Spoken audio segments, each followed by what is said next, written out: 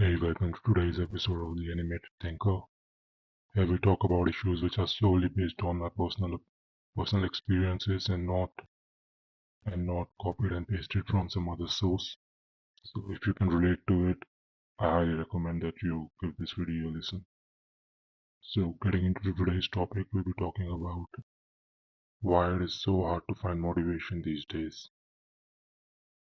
Now I remember back in 2000s, early 2000s, this wasn't as much of an issue as it is now.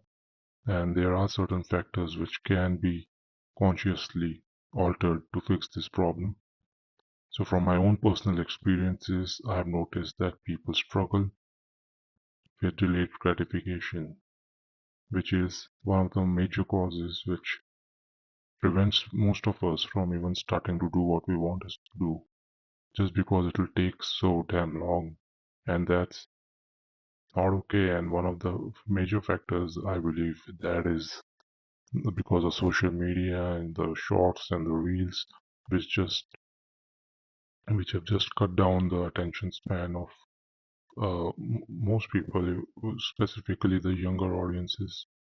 Uh, I remember back when students and people in their teens and 20s could easily read a 10-volume novel just to find out how the story ends and how it all goes on. But these days, it, it's very hard to find people like that because people don't have that kind of patience and that kind of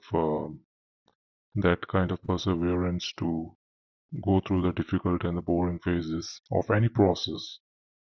So that's the gist of why it's so hard to feel motivated is because of instant or delayed gratification, which the entire dynamics of these two have been skewed because of social media. And the other factor is that when we are looking at the outcome of any particular issue, we're only looking at the positives of it.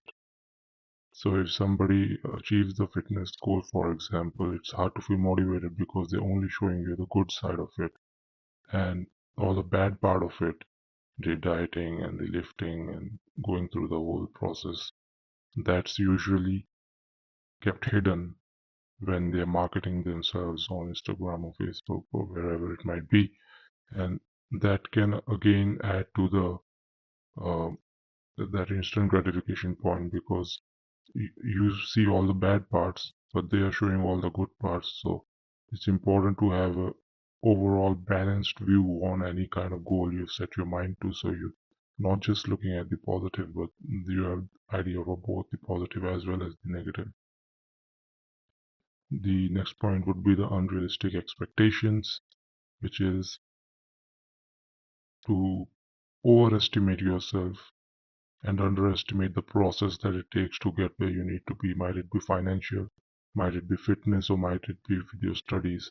So it's important to keep realistic expectations and then over time keep stretching them bit by bit, bit by bit. That's the approach which has worked for me.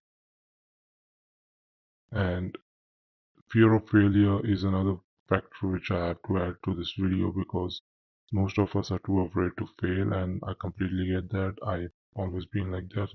But you really don't have to tell anyone about what's going on, and you can do something completely normal while gambling your way into other pursuits. Might it be fitness or writing a novel or whatever it might be, learning a new instrument,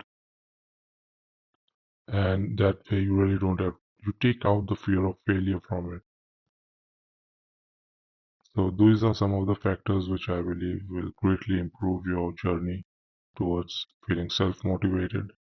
I will add to this in the next video parts as more comes to my mind. As I was saying, all of this is unscripted, and I'm not like reading an essay or have any kind of AI thing going on here. I'm just solely telling you from my own experiences. So if you like this video, subscribe to keep watching more. Thanks.